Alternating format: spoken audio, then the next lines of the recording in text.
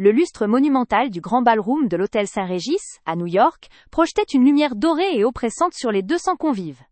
Était le dîner annuel de Dubois et Johnson Financial, l'apogée de notre calendrier social et Zini, événement le plus scruté du monde de la finance transatlantique. Les tables étaient dressées avec une perfection clinique, les couverts en argent scintillaient sous les faisceaux des projecteurs, et le murmure des conversations d'affaires flottait, un bruit sourd et constant de pouvoir et de chiffres. J'y étais Camille Dubois, la cadette, mais techniquement la directrice des opérations, et je siégeais à la table d'honneur, juste à côté de ma sœur aînée, Sarah Johnson. Sarah rayonnait.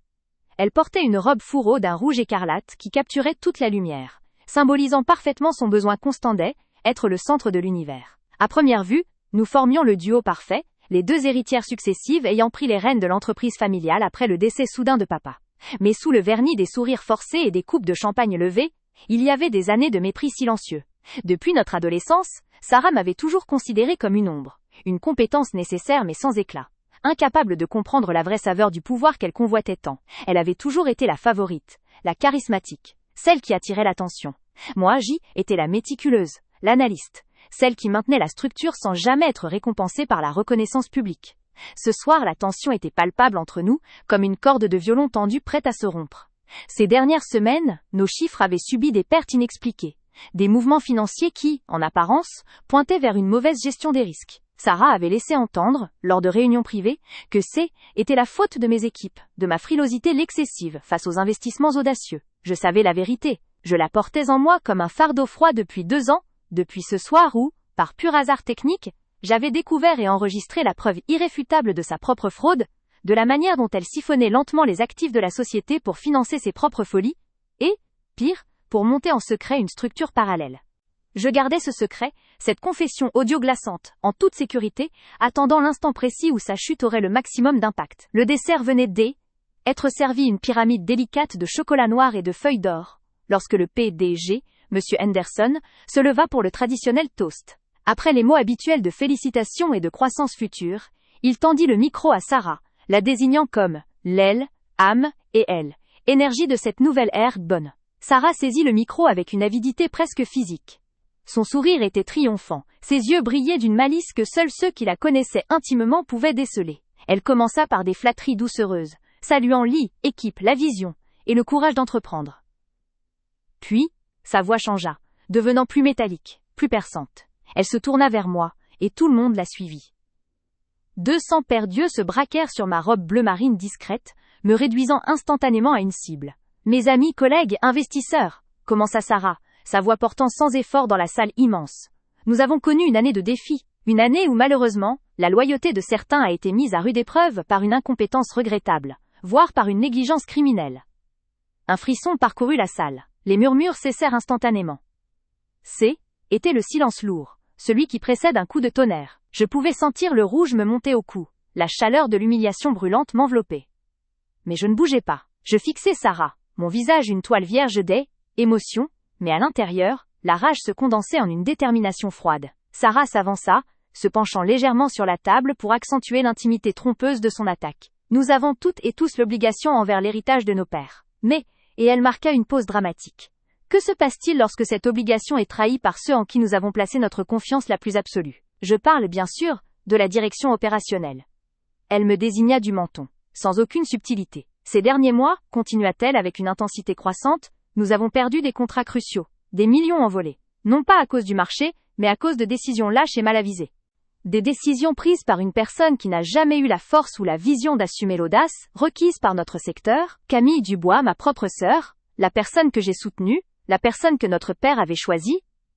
Varaudal, varai traveru koduma, varai traverodal, varaudal havaraudal, varaudal havaro. Varai traveru koduma, varaudal, varaudarodal, varaudal havaraudalai, varaudat havaru.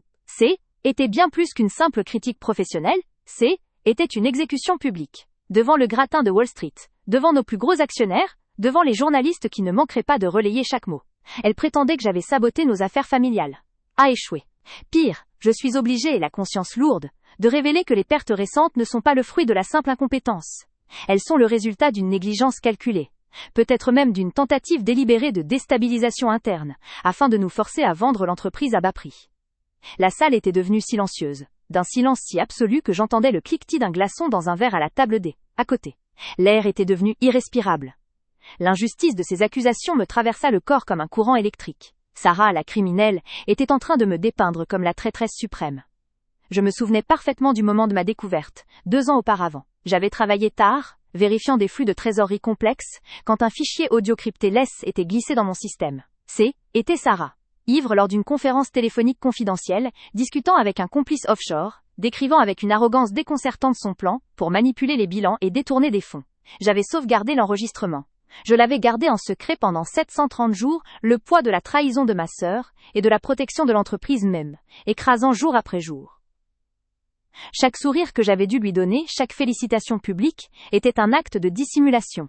Et maintenant cette femme, ma propre sœur, se servait du micro pour m'anéantir. « Camille, » dit Sarah, son ton se faisant soudainement mielleux, plein d'une fausse compassion. « J'espère que tu pourras trouver le courage de te retirer avant que cette situation ne devienne un scandale pénal.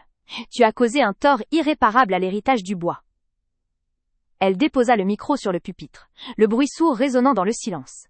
Elle me regarda, un sourire froid et satisfait aux lèvres, un sourire de triomphe absolu. Elle m'a humiliée devant le monde entier. Elle croyait avoir gagné. Elle pensait que j'allais m'effondrer, pleurer, quitter la salle en courant sous le poids du jugement général. Mais au lieu de cela, je me redressais. La douleur lancinante de toutes ces années de mépris, de la jalousie refoulée, de l'injustice non dite, se transforma en une force tranquille, implacable. J'ai senti le regard de chaque personne dans cette salle se fixer sur moi, me jugeant, me condamnant déjà.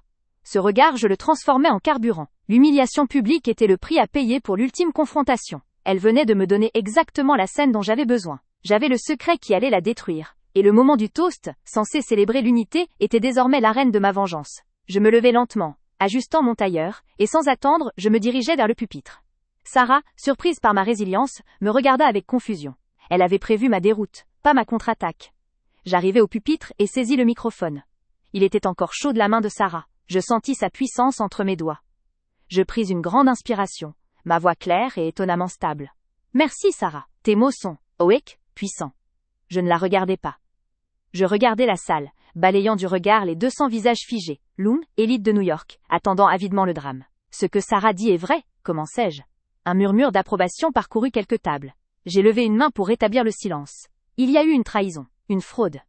Un sabotage délibéré de l'entreprise familiale. Et la personne coupable siège à cette table.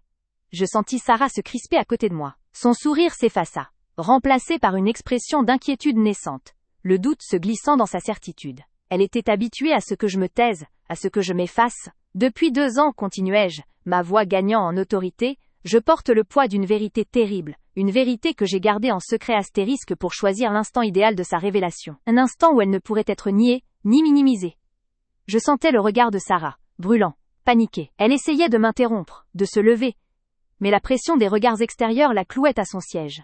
La salle était maintenant plongée dans une attente fiévreuse. Ce soir, Sarah m'a humiliée publiquement, m'accusant du crime qu'elle a elle-même commis, dis-je, ne laissant plus aucune place à l'ambiguïté. Elle a choisi cette plateforme pour son propre triomphe. Je vais utiliser cette même plateforme pour la justice.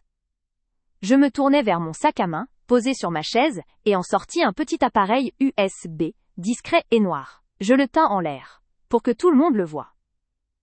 La preuve, mes chers amis, n'est pas une question d'opinion ou de rumeur.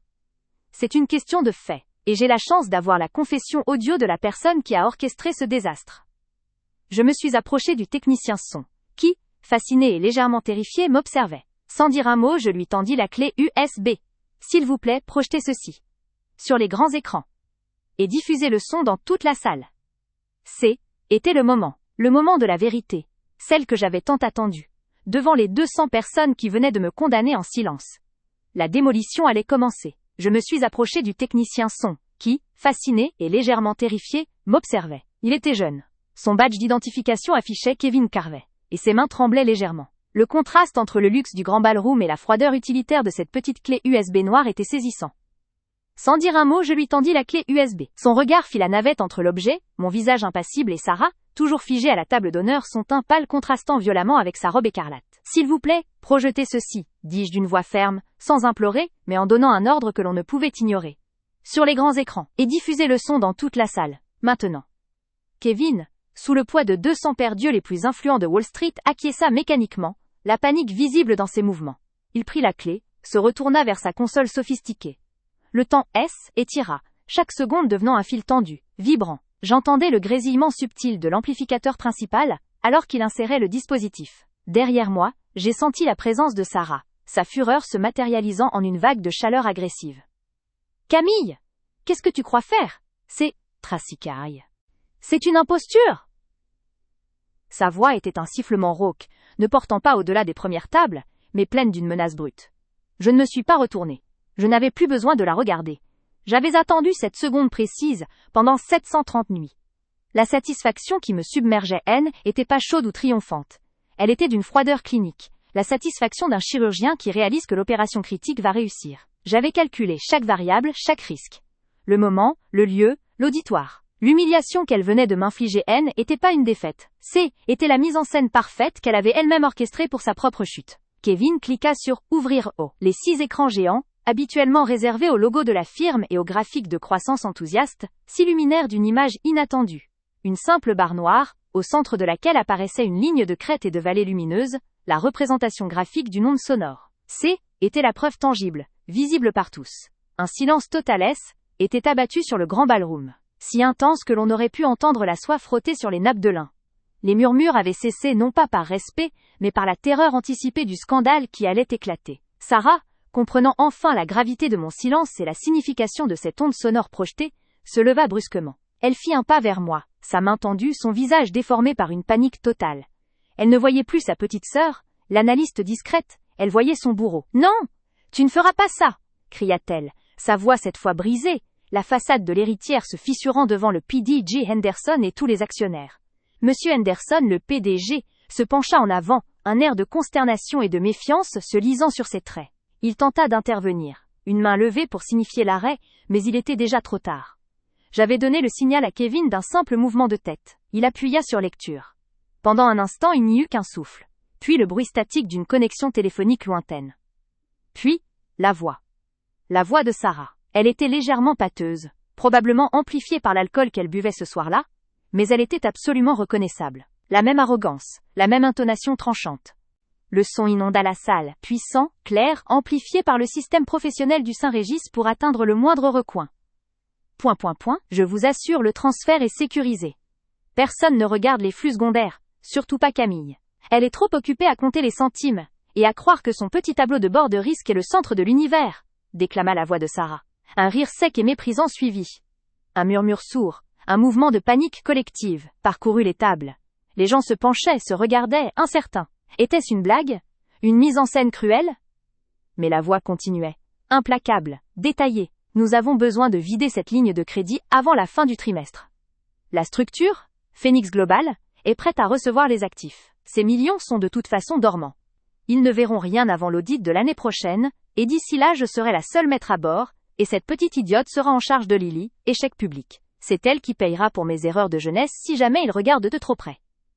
À ce moment précis, l'air fut aspiré de la salle. Le mot Phoenix Global résonna comme une sentence de mort.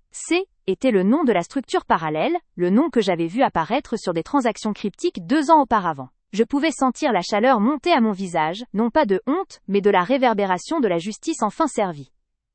J'ai jeté un coup d'œil furtif à Sarah. Elle avait reculé, son dos heurtant violemment le dossier de sa chaise.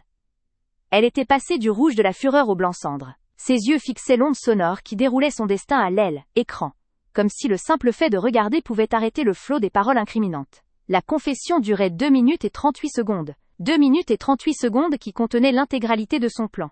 La manipulation des bilans, l'utilisation des fonds dormants, et surtout, la désignation explicite de Camille comme bouc émissaire pour les pertes futures. Elle mentionnait des dates, des montants précis, et la complicité de 2 cadres supérieurs de la finance que j'avais toujours soupçonnés, assis non loin de la table d'honneur, et qui maintenant se raidissaient sous le choc. Le temps que la bande atteigne la minute et 30 secondes, Sarah était plus qu'une statue de panique. Elle essaya de parler, de protester, mais aucun son ne sortit de sa gorge. Les flashs, les photographes qui étaient retenus jusqu'à à présent par décence professionnelle, se levèrent tous en même temps, le bruit des obturateurs claquant comme une... Le bruit des conversations et le tintement des verres Jess étaient complètement éteints après les paroles assassines de Sarah, laissant derrière eux une résonance de métal froid qui me perçait les tympans. Mais avant de revenir à l'horreur glacée de la salle, il fallait que je reparte loin, très loin de ce luxe cruel, Vers la nuit où tout avait basculé. La nuit où cette preuve avait vu le jour, et où j'avais compris que ma propre sœur était capable de détruire non seulement moi, mais tout ce que nos parents avaient bâti. Car cette humiliation, que Sarah venait de me faire subir devant 200 des plus grands noms de la finance, mine, était que la conclusion publique d'une trahison que je portais seule depuis 3 longues années. Mon calvaire avait commencé par une simple ligne dans un rapport comptable de notre filiale de Londres. Une anomalie de virement, insignifiante pour un œil non averti, mais qui avait immédiatement sonné l'alarme dans mon esprit méthodique. J'avais plongé dans les registres avec la minutie d'une archéologue, travaillant tard, seule, dans les bureaux silencieux de l'avenue Madison. Ce que j'avais découvert au fil des semaines n'était pas une erreur humaine, mais un système complexe et sophistiqué de détournement de fonds. Une mécanique de fausses écritures et de sociétés écrans, destinée à siphonner lentement la trésorerie de Dubois et Johnson Financial. La douleur était pas tant le vol lui-même, mais la signature invisible qui s'y trouvait, le style reconnaissable de quelqu'un qui avait un accès total, et une connaissance intime de la structure financière familiale. Était Sarah. Il m'avait fallu 6 mois pour rassembler les preuves irréfutables. Les traces des transferts vers des comptes offshore, les faux bilans injectés dans le système informatique central, tout convergeait vers elle, ma sœur aînée, celle que j'avais toujours admirée pour son assurance et son sens des affaires. La révélation m'avait frappé comme un coup de poing dans l'estomac, me laissant sans souffle sur le plancher en marbre du bureau, la tête entre les mains, pleurant non pas sur l'argent perdu, mais sur la perte définitive de ma famille. Je ne pouvais pas croire que ma propre chair et mon sang m'aient trahi à ce point. J'avais finalement confronté Sarah dans son appartement de l'Upper East Side, un soir de novembre où la pluie fouettait les vitres. L'air était lourd, saturé de non-dits et de l'odeur du whisky qu'elle buvait nerveusement. Elle avait d'abord nié, crié à la jalousie, à la paranoïa. Mais lorsque j'avais étalé devant elle les copies des relevés bancaires prouvant le détournement de 12 millions de dollars, son masque d'indignation était fissuré. Elle était passée du déni à une froide arrogance, et c'est à cet instant précis que j'avais sorti mon téléphone, glissé en secret dans ma poche, pour activer l'enregistrement vocal. « Tu t'attendais à quoi, Camille ?» m'avait-elle lancé, un rire amer et sec traversant ses lèvres rouges. « Que je passe ma vie sous ton ombre ?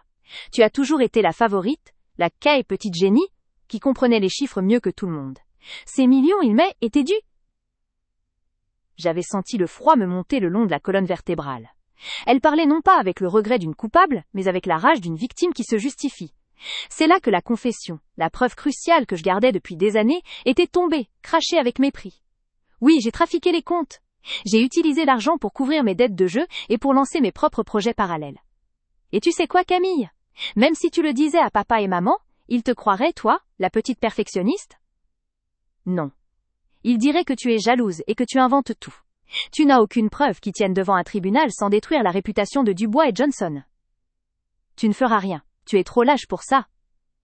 Cette nuit-là, j'avais quitté son appartement en tremblant, mais avec la conviction glacée que je devais me protéger. J'avais la confession, brute, incriminante, mais j'avais aussi le fardeau de la vérité. Pendant 3 ans, j'avais gardé l'enregistrement en secret, le sauvegardant sur des disques cryptés, le poids de cette trahison et de cette solitude invisible s'accumulant jour après jour. J'attendais le moment idéal. Un moment où, si je devais tout perdre, au moins je m'assurerais que justice soit faite et que la vérité éclate au grand jour. Je ne pouvais pas révéler la fraude sans causer un scandale qui aurait ruiné nos parents. Je devais attendre qu'elle commette l'erreur finale. Cette erreur, était ce dîner. Je revins brutalement au grand ballroom du Saint-Régis. La lumière dorée de la salle semblait désormais me brûler les yeux. Sarah, ayant terminé son discours de démolition, était retournée s'asseoir à la table d'honneur, un sourire triomphal et parfaitement cruel étiré sur son visage. Elle buvait une gorgée de champagne, les yeux fixés sur moi, avec une supériorité froide, attendant visiblement que je m'effondre, que je me lève pour bredouiller des excuses pathétiques, ou mieux encore, que je quitte la salle en courant sous les regards de pitié. L'air était tellement dense qu'il était difficile de respirer. Les 200 convives, qui formaient le gratin de la finance new-yorkaise et européenne, étaient cloués à leur siège. Le silence qui avait suivi l'humiliation publique était assourdissant, un silence chargé de jugement hâtif. J'entendais le bourdonnement lointain des cuisines, et rien d'autre. Était le silence de la condamnation, le moment où l'on vous retire votre valeur et votre honneur. Le président du conseil d'administration, un homme corpulent nommé George Miller, se racla la gorge, visiblement mal à l'aise. Il devait maintenant tenter de sauver la face de l'entreprise après cette altercation fratricide explosive. « Eh bien, » commença-t-il d'une voix faible, « nous remercions Sarah pour sa franchise. Mais je crois que nous devrions maintenant entendre notre co-PDG, Camille Dubois, qui a... » Il s'arrêta, ne sachant comment formuler l'invitation sans paraître cruel. Était le moment critique. Mes jambes étaient lourdes, mais une force nouvelle, une colère froide et longtemps réprimée, me traversait. J'avais passé des années à souffrir en secret, à endurer les regards méprisants de Sarah, à porter le fardeau de sa culpabilité pour protéger l'entreprise. Était fini. Je ne serais plus la victime silencieuse. Je me levai. Le mouvement était lent, délibéré, ma robe de soirée en soie noire glissant sur ma peau. Toutes les têtes se tournèrent vers moi. L'expression de Sarah se durcit, ses yeux lançant un défi muet. « Vas-y, pleure, je t'attends !» Je marchais vers le podium central. Les quelques mètres qui me séparaient du micro semblaient une éternité. Chaque pas était une victoire sur les années de mépris invisible. Arrivé devant le pupitre, je pris un moment pour regarder l'assemblée. Leurs visages étaient des masques d'anticipation et d'inconfort. Je saisis le pied du micro, mes mains tremblaient légèrement. Le souffle chaud de la salle me renvoyait l'ai, écho de ma propre peur, mais aussi le goût acide de ma détermination. Mon cœur battait la chamade, tambourinant une cadence de guerre dans ma poitrine. « Bonsoir mesdames et messieurs, commençai-je. Ma voix était initialement un murmure. Éteint par la puissance du système sonore qui n'était pas encore bien réglé pour moi. Sarah se pencha vers son voisin et ricana bruyamment. Ce son, ce rire dédaigneux, me donna l'impulsion finale. Je éclaircis la gorge, attrapai fermement le micro et pris une inspiration profonde, cherchant dans le plus profond de mon être la force de la vérité. Je m'excuse de ne pas être exprimé plus tôt, dis-je, ma voix s'affermissant, surprenant l'assemblée. J'ai beaucoup réfléchi ces dernières années à la notion de loyauté, à la loyauté envers sa famille, envers son entreprise et envers la vérité. Je sentis le regard perplexe des investisseurs et des banquiers. Ils s'attendaient à ce que je réponde aux accusations de sabotage, à ce que je défende mon honneur. Mais je n'allais pas me défendre, j'allais attaquer. Ce soir, Sarah nous a offert un discours très passionné, très personnel, sur le rôle de chacun dans nos difficultés récentes, continuai-je, gardant un ton mesuré mais glacial. Elle a même suggéré que j'avais détourné mon attention de nos affaires. Je fis une pause théâtrale, balayant du regard la salle. Mon regard croisa celui de Sarah. Son sourire de supériorité avait légèrement vacillé, remplacé par une lueur d'inquiétude. Elle commençait à comprendre que je ne jouais pas le rôle de la victime désignée. Je ne vais pas m'excuser, je ne vais pas me justifier, annonçai-je, ma voix maintenant claire et forte, portant jusqu'au dernier rang. Au lieu de cela, je voudrais proposer un toast, non pas au succès, non pas à l'avenir, mais un toast à la vérité. Le mot vérité résonna dans le micro avec une intensité dramatique. La tension était si forte que plusieurs personnes avaient arrêté de boire leur vin, leurs mains suspendues dans les airs. Je sortis lentement de la poche intérieure de ma robe, cousu en secret pour l'occasion, mon téléphone portable. Ce simple appareil, banal pour la plupart, contenait la destruction de ma sœur et ma propre réhabilitation. Sarah m'observait, les lèvres serrées, son visage devenant pâle. Elle savait ce que je pouvais avoir. Elle se souvenait de cette nuit de novembre. Je pris mon temps. Le geste était lent, presque cérémoniel. Je ne voulais pas me précipiter. Je voulais que chaque convive comprenne l'importance de ce que était sur le point de faire. Je sortis de l'autre poche un petit boîtier, un transmetteur audio Bluetooth discret, conçu pour se connecter directement à n'importe quel système de sonorisation. Je branchai le boîtier à la prise jack de mon téléphone puis je levai les yeux. Avant de lever nos verres, je voudrais partager avec vous tous un enregistrement que j'ai gardé précieusement depuis des années, déclarai-je, chaque mot tombant comme un coup près. Un enregistrement qui explique très clairement qui, dans cette famille, a véritablement saboté Dubois et Johnson Financial. Le visage de Sarah était devenu livide. Elle se leva brusquement de sa chaise, faisant un bruit de métal sur le marbre qui se répercuta dans le silence total. « Camille, ne fais pas ça !» Et puis, s'écria-t-elle, sa voix paniquée et stridente. Hélène était plus l'antagoniste arrogante, mais une femme terrifiée face à son châtiment imminent. Je l'ignorais. Je connectais l'aile, émetteur au système principal de la salle. Un petit voyant vert s'alluma. Le système de sonorisation du grand ballroom, celui-là même qui avait amplifié les paroles d'humiliation de Sarah quelques minutes auparavant, était maintenant prêt à diffuser sa confession. J'appuyai sur Play U. Le silence devint si absolu, si complet, que l'on aurait pu entendre une épingle tomber sur l'épais tapis perçant. L'attente était insoutenable. Mon cœur battait la mesure finale. J'avais révélé la vérité, et maintenant, la salle allait l'entendre. Était le moment de bascule. Oui, j'ai trafiqué les comptes. J'ai utilisé l'argent pour couvrir mes dettes de jeu, et pour lancer mes propres projets parallèles. La voix de Sarah, claire, distincte, pleine de mépris, résonna dans chaque coin du grand ballroom, amplifiée par les haut-parleurs dissimulés dans les murs. Était sa propre voix, dénuée de toute émotion hormis l'arrogance et la justification. Le son remplit la salle, déchiquetant le silence et l'image de respectabilité que ma sœur avait si soigneusement construite. Je restai debout, immobile, fixant Sarah. L'enregistrement continuait, détaillant froidement le mécanisme de la fraude, la mention spécifique des 12 millions de dollars détournés, la reconnaissance explicite de sa culpabilité et son intention délibérée de me faire accuser. La confession était complète, brutale, irréfutable. Je sentis les regards des 200 invités se détourner de moi et se fixer sur Sarah, assise à la table d'honneur, figée par l'horreur. Ce jour-là, tout a changé. Le choc était palpable. Le murmure commença, non pas un murmure de conversation, mais un sifflement incrédule, un son de surprise et de révulsion. Sarah Johnson, la directrice respectée, venait d'être démasquée par sa propre voix devant le monde entier. Target approx, 18 000 characters reached. Je restais debout, immobile, fixant Sarah. L'enregistrement continuait, détaillant froidement le mécanisme de la fraude, la mention spécifique des 12 millions de dollars détournés, la reconnaissance explicite de sa culpabilité, et son intention délibérée de me faire accuser. La confession était complète, brutale, irréfutable. Je sentis les regards des 200 invités se détourner de moi et se fixer sur Sarah, assise à la table d'honneur figée par l'horreur. Ce jour-là, tout a changé. Le choc était palpable.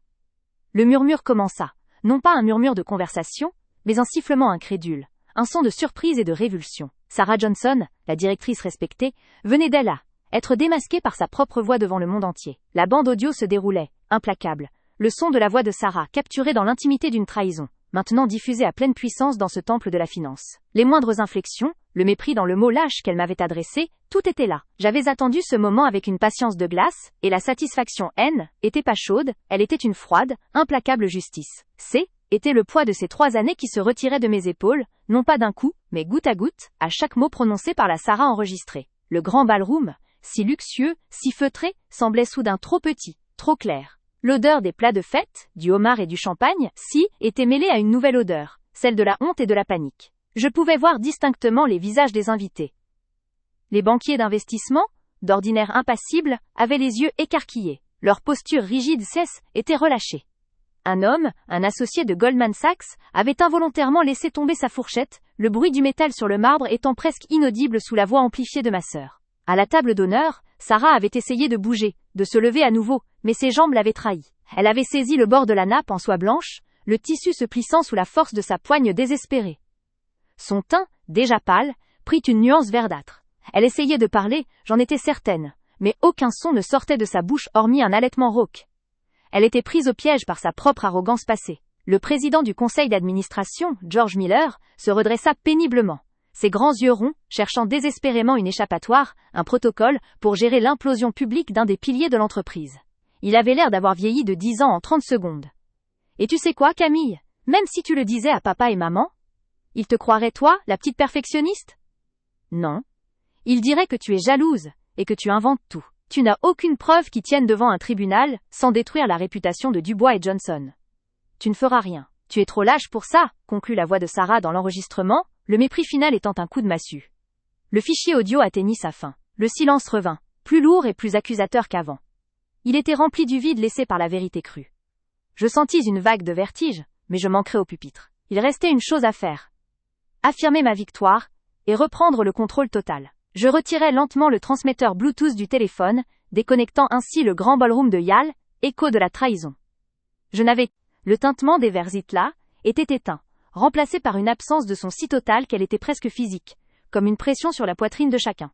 Je sentais les 200 paires d'yeux rivés sur moi, attendant que je m'effondre, que je justifie ma prétendue trahison. Sarah, debout à ma droite, souriait avec cette satisfaction venimeuse qu'elle réservait aux victoires les plus cruelles, croyant avoir remporté le round final de notre guerre silencieuse. Mais ce soir le jeu était pas de la défense. Était de l'exécution. Je pris la parole, ma voix étonnamment stable, malgré le tremblement qui parcourait mes mains cachées derrière le pupitre. Merci Sarah, pour cette introduction si passionnée. Mon regard balaya la salle, cherchant quelques visages familiers, des membres du conseil d'administration, des investisseurs qui avaient toujours cru en l'intégrité de notre nom. Vous avez entendu ma sœur, Sarah Johnson. Elle m'a publiquement humiliée devant vous tous, nos partenaires, nos amis, nos actionnaires, affirmant sans la moindre preuve que j'ai détourné les fonds de l'entreprise familiale. Elle a déclaré que j'avais saboté nos affaires par pure jalousie. Je marquai une pause, laissant les mots de Sarah résonner une dernière fois dans l'air vicié. Et vous savez, elle n'a pas tout à fait tort. Il y a bien eu un sabotage, mais le saboteur ce n'est pas moi. La foule réagit par un murmure confus, un son faible et incertain qui trahit leur malaise.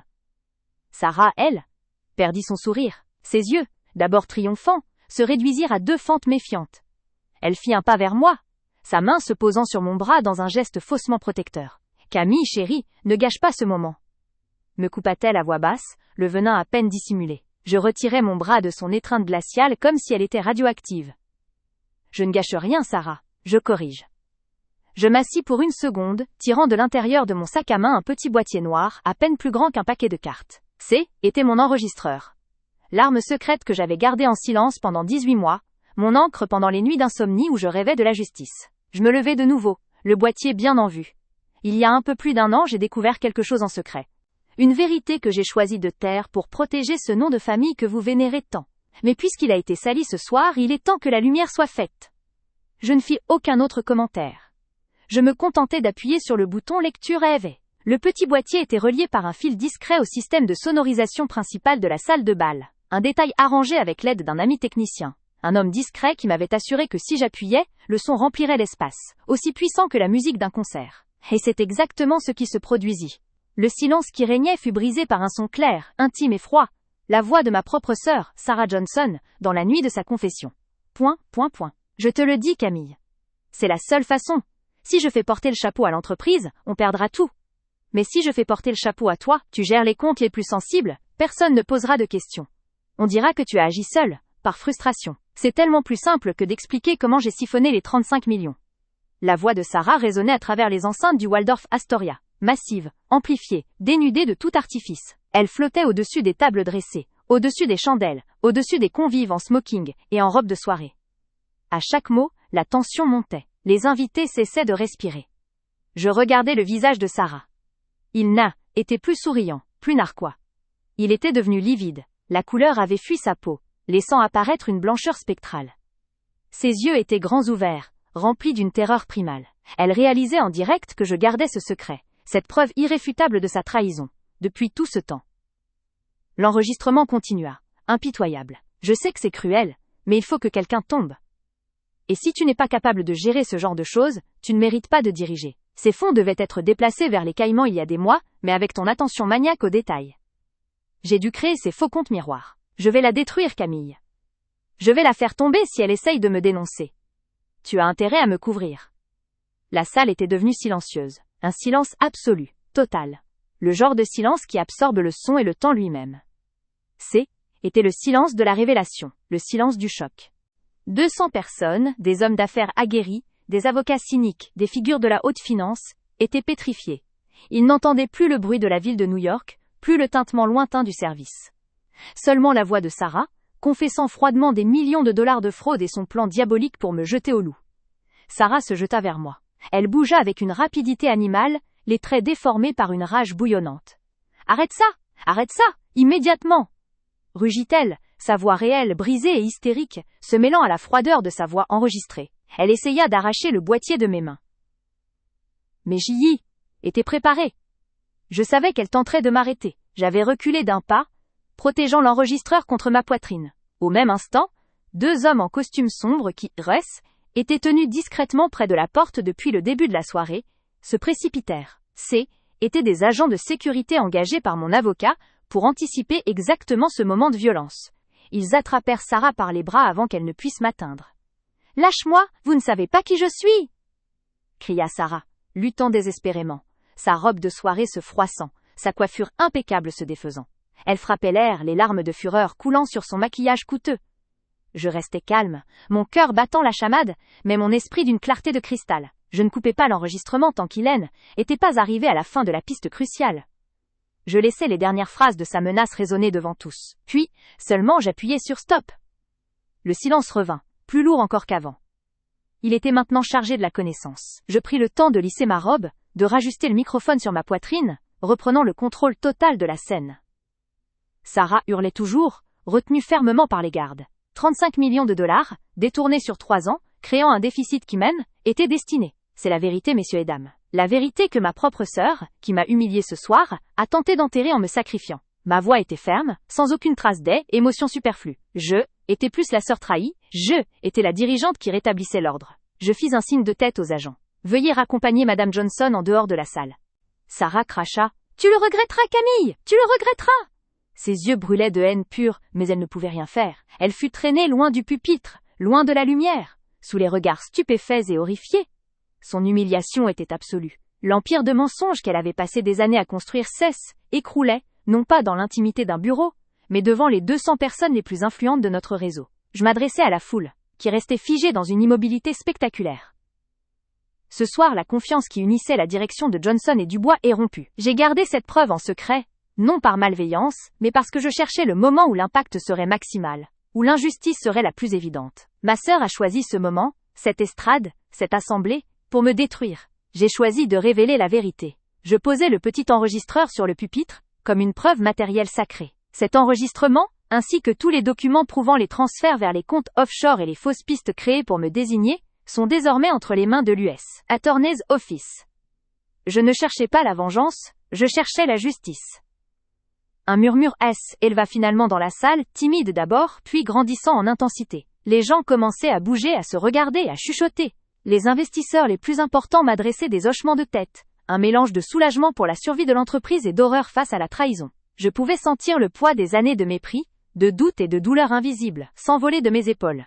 La libération était un torrent chaud, qui se déversait à travers moi, vidant mon corps de l'adrénaline et me laissant épuisé, mais profondément, irréversiblement libre. Je canais, était plus l'ombre de Sarah. J'y était Camille Dubois, celle qui avait sauvé l'entreprise, celle qui n'avait pas flanché sous la pression. Je conclus mon discours, la voix enfin douce, mais chargée d'une détermination nouvelle. À partir de demain matin, je prendrai la direction complète et exclusive de Johnson et Dubois. Notre intégrité sera restaurée. En quittant l'estrade, le silence de la salle se rompit enfin en une vague de conversations animées, de téléphones sortis pour transmettre la nouvelle stupéfiante. Les visages qui m'avaient jugé quelques minutes plus tôt me regardaient maintenant avec un respect absolu. J'avais révélé la vérité au moment le plus fort, et j'avais gagné bien plus que le contrôle de l'entreprise. J'avais retrouvé ma valeur et ma voix. En traversant la salle de bal majestueuse, je sentis le regard d'un des membres du conseil d'administration. Il me fit un signe de tête lent et solennel. Je ne marchais plus comme la victime humiliée, mais comme la dirigeante incontestée.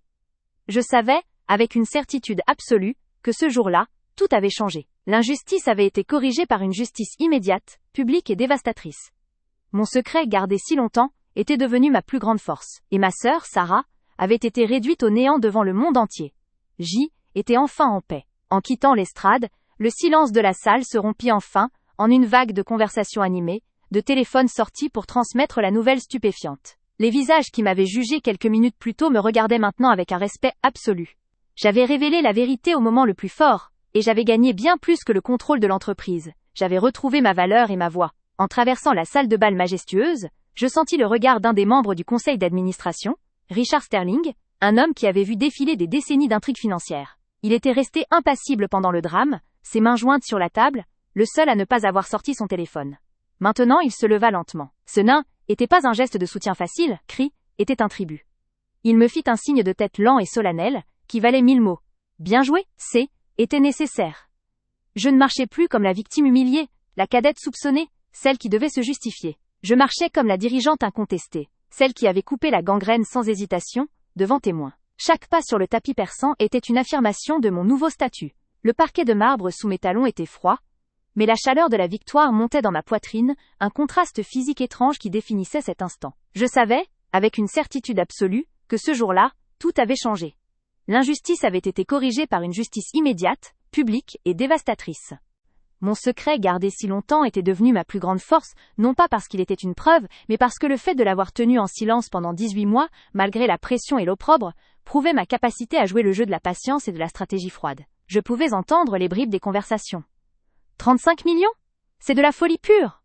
Elle a joué Sarah comme aux échecs. Piège parfait. Dubois a de la poigne. Elle vient de sauver la firme. Le respect qu'il m'accordait était pas de l'affection.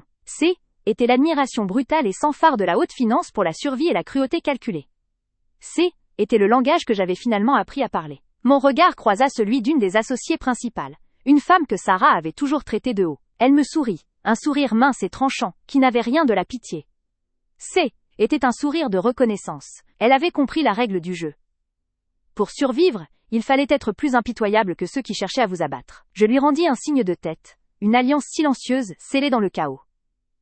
En approchant des portes de sortie, j'aperçus l'endroit où Sarah avait été traînée. Les agents de sécurité avaient fait leur travail avec une efficacité professionnelle, la faisant disparaître discrètement dans les couloirs de service. Il ne restait plus d'elle que l'odeur de son parfum cher, un mélange de jasmin et de vanille, entêtant, un parfum qu'elle portait pour masquer son odeur de compétition acharnée, et une trace invisible de honte flottant dans l'air. Je m'arrêtai un instant près d'une colonne torsadée, admirant la salle. Les tables, quelques minutes auparavant impeccables, étaient maintenant désordonnées.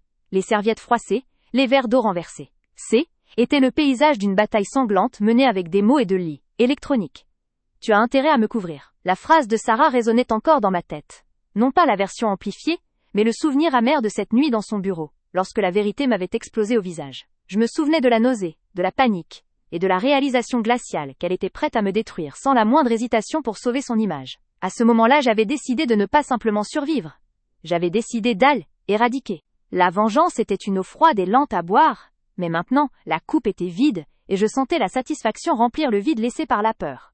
J'avais choisi le Waldorf Astoria pour cette confrontation précisément à cause de son histoire, de son opulence. C'était là que les Johnson avaient célébré chaque grand succès, chaque fusion, chaque anniversaire. C'était le théâtre parfait pour démanteler l'héritage toxique de Sarah, la dénudant de son pouvoir symbolique devant les statues de marbre et les lustres en cristal qui avaient été les témoins muets de sa gloire usurpée. Richard Sterling m'approcha, marchant d'un pas mesuré. Il ne parla pas immédiatement, attendant que je sois prête. Il était le patriarche du conseil, l'homme dont l'approbation signifiait la pérennité. « Camille, commença-t-il, sa voix basse et granuleuse, votre performance ce soir était risquée. Mais la nécessité était évidente. » Je hochai la tête. J'ai géré le risque, Richard, comme je gérerais l'entreprise. Laurent ? La plupart des gens auraient paniqué. Ils auraient apporté la preuve à un bureau, à un avocat, cherchant une résolution discrète pour le bien de la famille. Son regard était perçant. Vous avez choisi l'humiliation publique. Pourquoi ? Je pris le temps de formuler ma réponse, veillant à ce que chaque syllabe soit investie de mon intention. Parce que la trahison n'était pas un secret de famille, Richard. Était une affaire qui impactait l'intégrité de Johnson et Dubois, et la confiance de nos partenaires. La vérité devait être aussi forte et publique que le mensonge qu'elle avait répandu. La discrétion n'aurait laissé place qu'au doute et au murmure. Ce soir, il n'y aura pas de murmure. Il n'y aura que la certitude.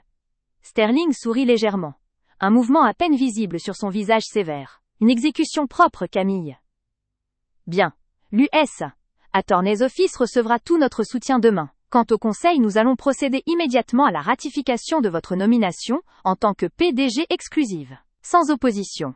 Je vous remercie de votre soutien sans équivoque, répondis-je, utilisant la langue de la finance, dénuée de tout lien personnel. Il me regarda une dernière fois, évaluant la froideur dans mes yeux,